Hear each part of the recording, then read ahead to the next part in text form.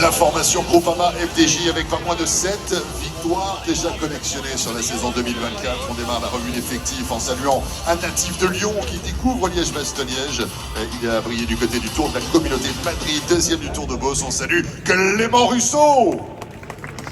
On va aller tout à la droite du podium avec ce grimpeur révélé par la Ronde de l'Isard, cette épreuve dans les Pyrénées où il avait remporté l'étape d'Axe 3 Domaines. Cette année, il était 4e à Bessèges notamment et 6e sur les routes du Tour de Catalogne. C'est Rémi Rochard.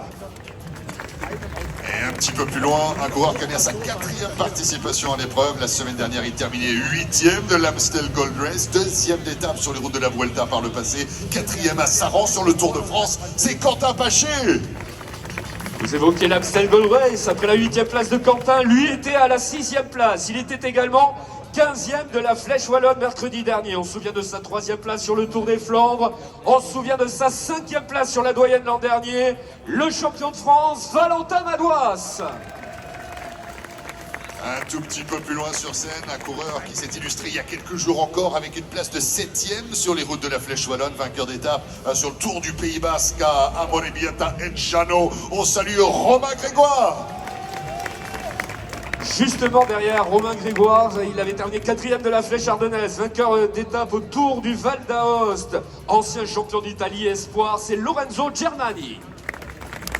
Et à la tête de ce collectif Groupama FDJ, à 27 ans désormais, un coureur qui va disputer la doyenne des classiques pour la 5e fois de sa carrière. Il est déjà monté sur la boîte, c'était en 2021, terminant à la place de 3e, 4e du Tour de France 2022 également. On souhaite la bienvenue à David Gaudu.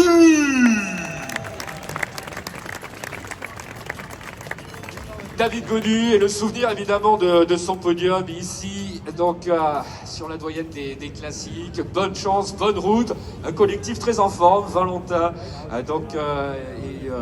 toute cette équipe. Ils sont nombreux à avoir réalisé des top 10 dans les grandes épreuves, avec notamment Romain Grégoire, l'une des révélations françaises, vainqueur l'an dernier notamment des 4 jours de Dunkerque, qui cette année continue de crever l'écran. En effet.